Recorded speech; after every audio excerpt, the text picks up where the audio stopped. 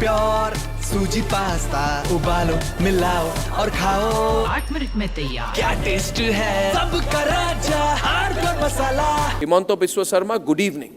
Good evening. And everyone across the country has watched your press conference yesterday. Yes.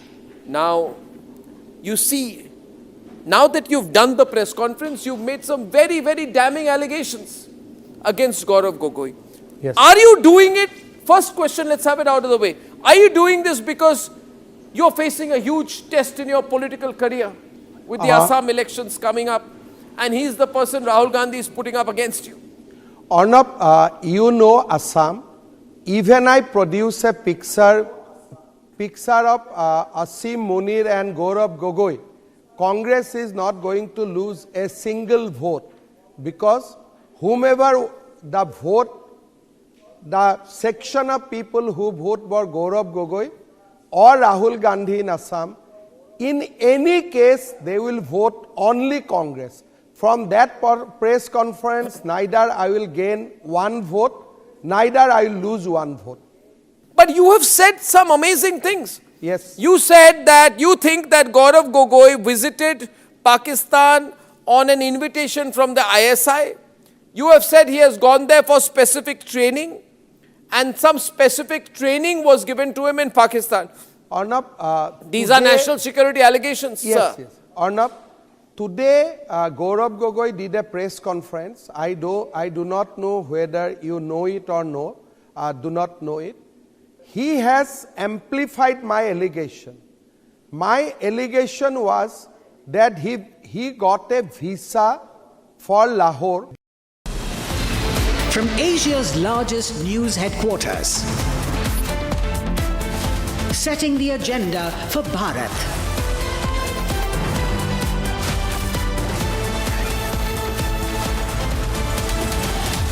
You're watching Republic.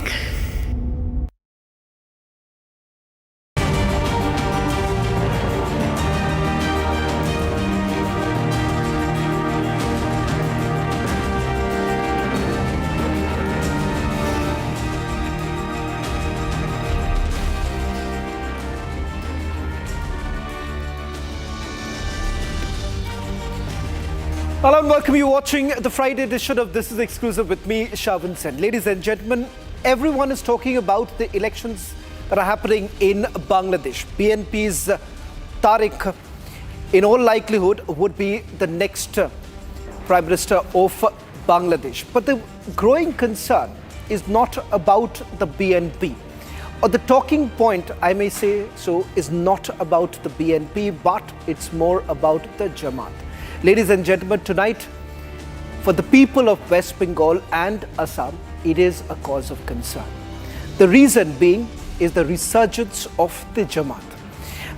Tonight on This Is Exclusive, not only will we get you a ground report from Dhaka, but also a sense of what does the resurgence of Jamaat really mean on the ground.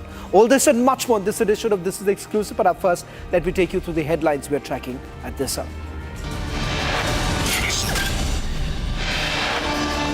Tariq Rahman-led BNP secures 208 seats in Bangladesh general elections. Rahman set to become the next Prime Minister.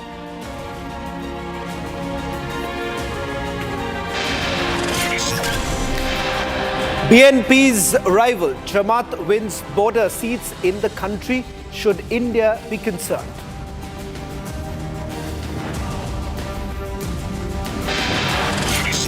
Air India in fresh controversy allegedly offers families of crash victims compensation in exchange for silence.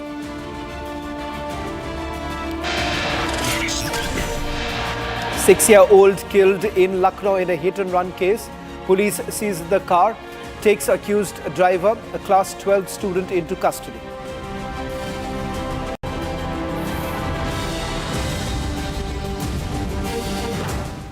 Undoubtedly, ladies and gentlemen, this is a dramatic political comeback for the Bangladesh Nationalist Party, which has swept the country's 13th parliamentary elections, winning about 212 of the 297 declared seats. Tariq Rahman, son of Bangladesh's founding military ruler Ziaur Rahman and former Prime Minister Khalida Zia, is now set to lead the country. despite never having held a government post. Bangladesh's Jamaat-e-Islami's resurgence in border regions have also raised concerns, giving its past links to extremism and Pakistani collaboration during the 1971 Liberation War. The group's influence in districts closer to states like West Bengal, Assam, Meghalaya poses a strategic threat. But as Bangladesh turns a new page, Delhi is watching it closely because history, ideology, and regional security all hang in the balance. Ladies and gentlemen, as far as the fate of Awami League is concerned, senior leaders of the BNP have already made it very clear that they are going to move for the extradition of Sheikh Hasina. What's the future of Awami League? That's something that we are going to take up in the next couple of minutes. But for all of us here in the national capital, the cause of concern is about what's going to happen in Chicken's Neck. You've had a sitting chief minister from Assam already raising the red flag, saying that things are not really good when it comes to securing Chicken's Neck. Let's take a look at this report, and then I'm going to dissect, decode, what does this election really mean for India. Bangladesh Nationalist Party has swept Bangladesh 13th parliamentary polls, winning 212 out of 297 declared seats. Tariq Rahman is set to take charge. This is the first election after the 2024 uprising that ended Sheikh Hasina's 15-year rule.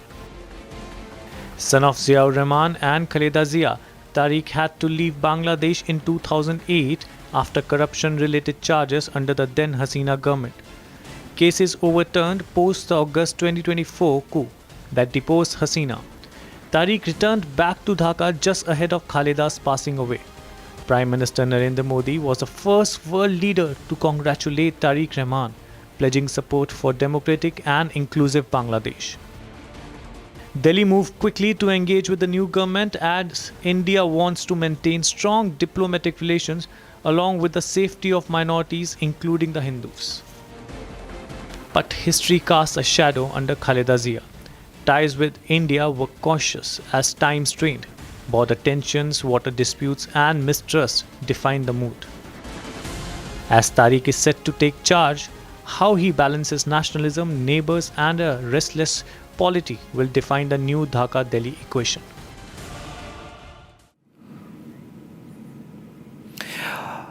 Well, it's a moment to reckon as far as the BNP is concerned. My colleague Tanveer is joining us from outside the BNP office in Dhaka. Thank you very much, Tanveer, for joining us on This Is Exclusive. I want to get a sense of what's really happening at the BNP office. They are in power. This is almost after 20 years. Serious allegations that were leveled by the BNP in the past as far as Awami League is concerned. Now it's history. How exactly is the mood like outside the BNP office in Dhaka? As you can see, I am already outside of the BNP party office, and you can see that there are some people are moving here or gathering here, but there is no celebration actually because Mr. Tariq Rahman said that after victory, no celebration is possible and no rallies held here. But after the namaz, everybody prayer for upcoming government and also prayer for the leaders Khaleda Zia.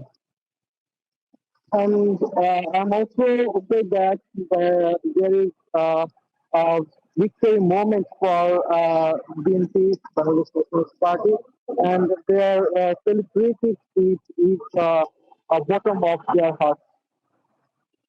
Tanveer, one cause of concern for the BNP has also been the Jamaat. They've leveled some serious allegations against the Jamaat of stealing the ballot. Has the Jamaat really responded? What is it that the BNP is saying about their rise, particularly in the border areas?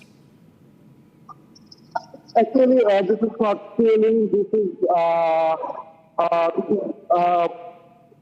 said that this is not stealing. This is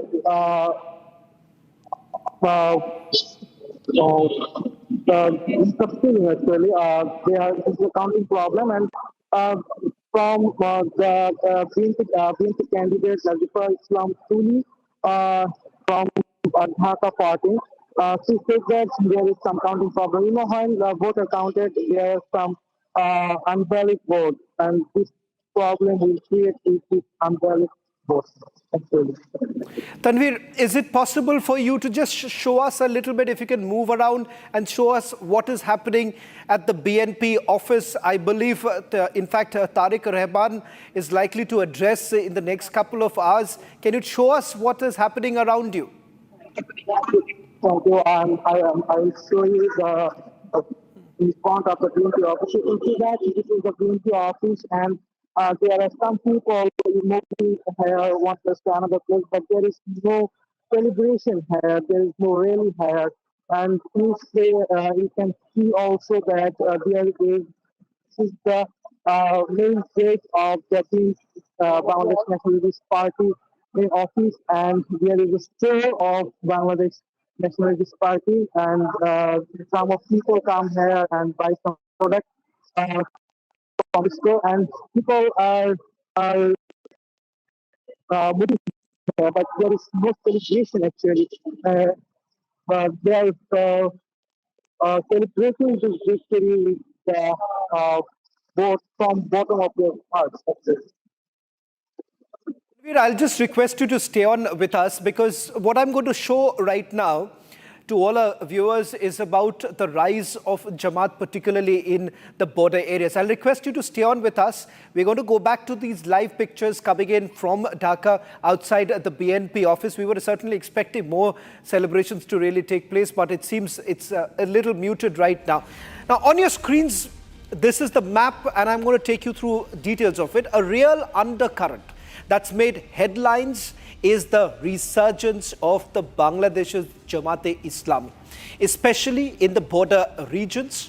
The Islamist outfit, long tainted by its collaboration with especially Pakistani forces during the 1971 Liberation War and accused of fostering radical elements, has basically swept key border districts adjacent to India. These aren't just electoral footnotes. They represent a strategic foothold for an ideology that has historically bred extremism, now perilously close to India's eastern frontier. Now, first, the geography speaks of vulnerability.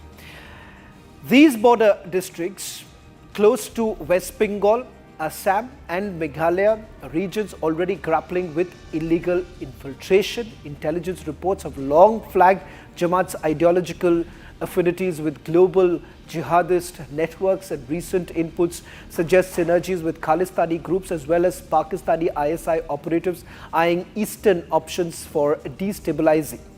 Pakistan basically sees Jamaat as a ramp to reassert influence in Dhaka, potentially turning Bangladesh into a launch pad for anti-India activities, much like how it weaponizes proxies in Kashmir.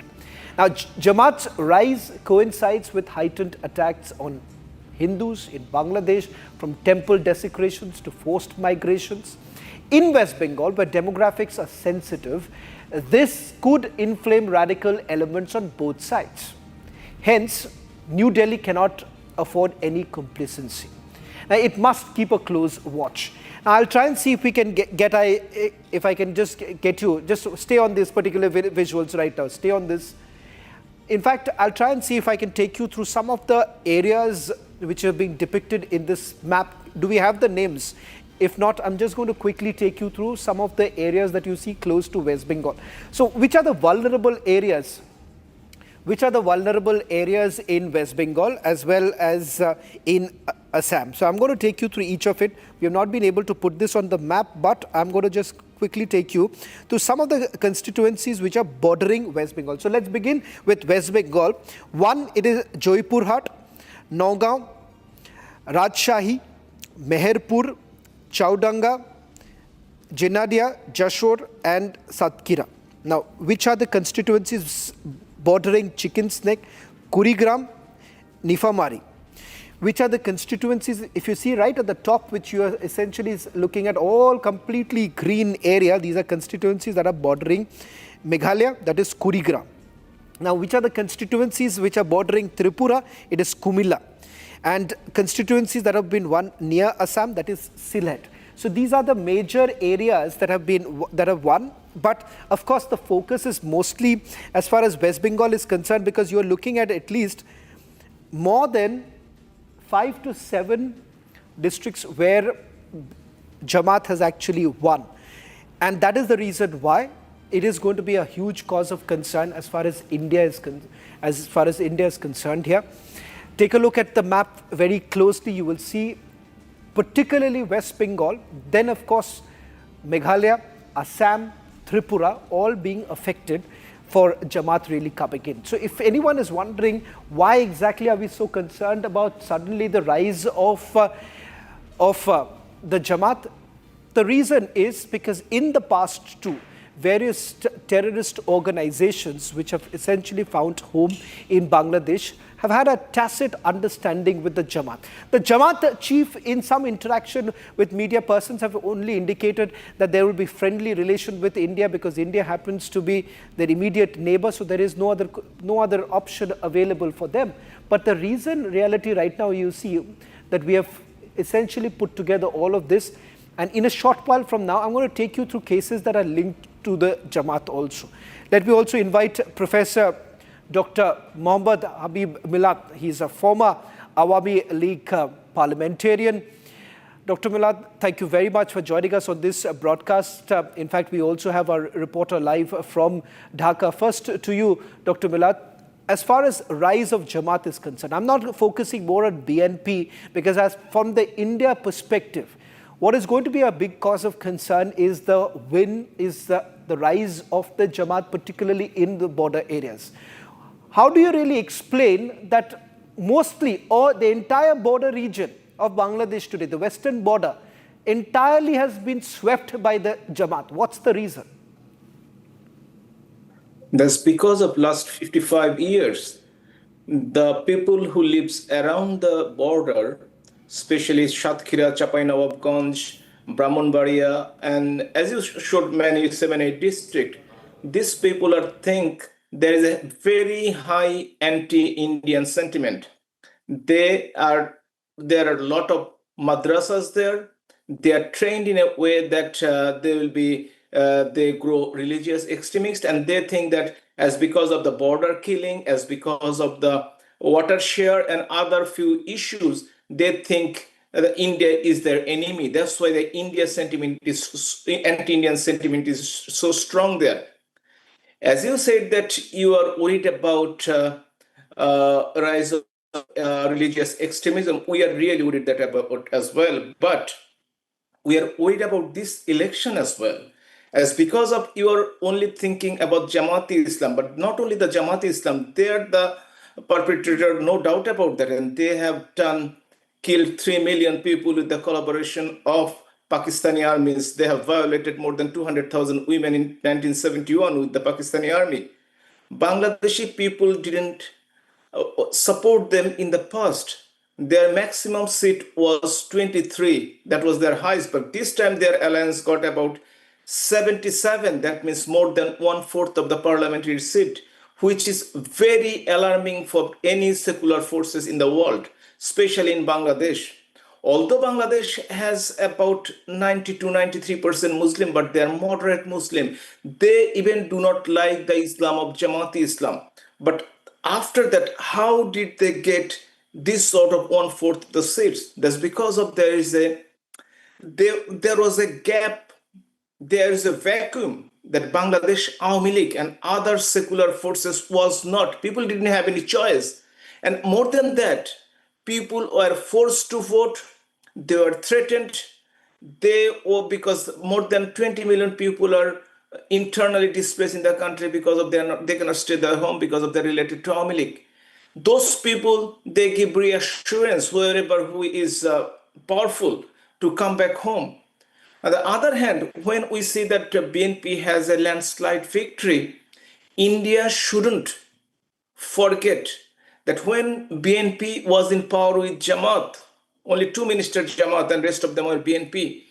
At that time, they create unrest, not only West Bengal, Tripura, and Assam, all the seven sisters. There was a training center in the country against India, is threatened Indian sovereignty. As you remember, the 10-truck modern weapon was seized in the port that was going to India's the seven sister crossing the border. That one was the 10 truck was seized, but how we do not know how many trucks of weapon has gone on that across the border.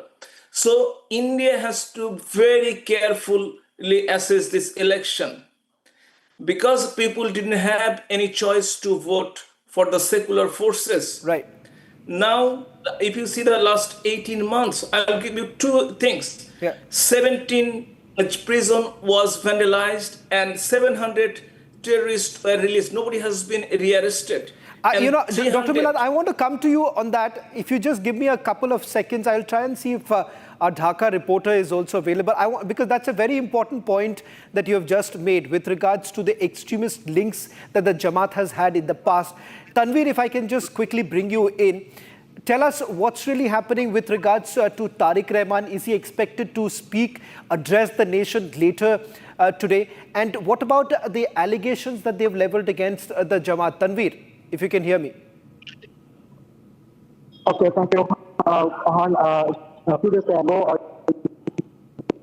social media made an interview with Mr. Tariq Rahman. Tariq Rahman said that the relation between India and Bangladesh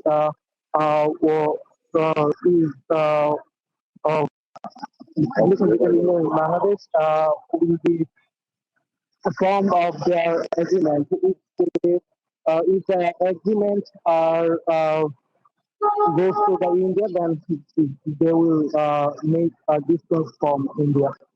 And some days ago, Indian journalists asked the Jamaat Islam Army how much the relation between India and Bangladesh, what she expects. She told that the relation between India and Bangladesh is powerful. And I also say that there is no terrorist in Bangladesh who never teach that that the sorry, I forget the name.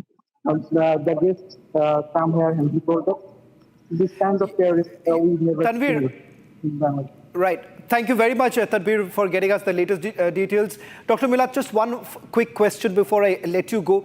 This is with regards to why people in India should be concerned as far as Jamaat is concerned. In the past, when you were in power, and we have seen how the JMB, there was a crackdown on JMB and ABT2.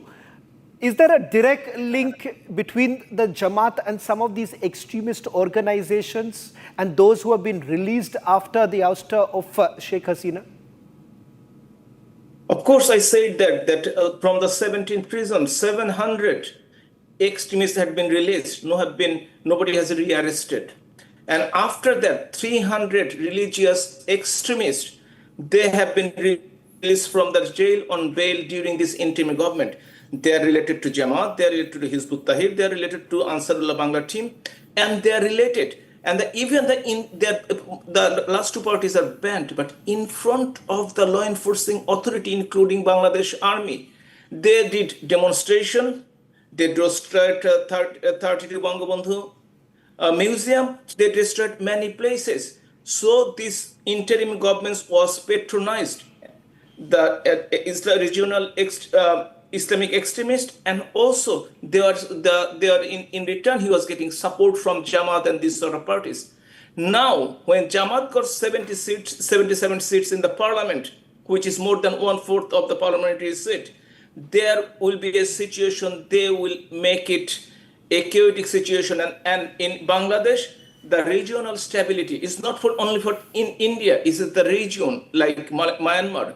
There will be their stability will be damaged because of this result of election.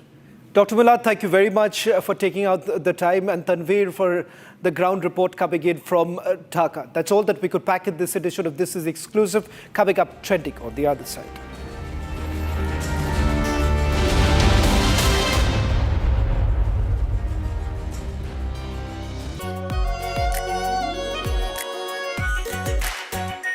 Our pure Shahi Paneer Masala.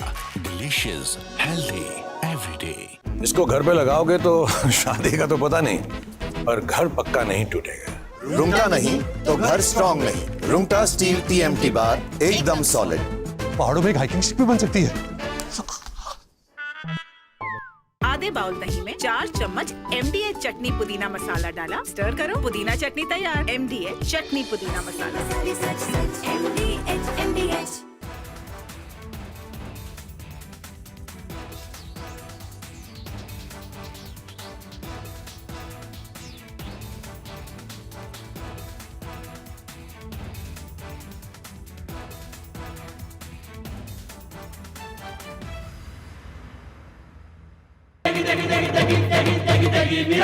MDH की देगी मिर्च, देगी मिर्च का तड़का, अंग अंग फड़का। MDH की देगी मिर्च। I am absolutely fed up, like you are, I'm sure, with the U-turns of the BCCI and the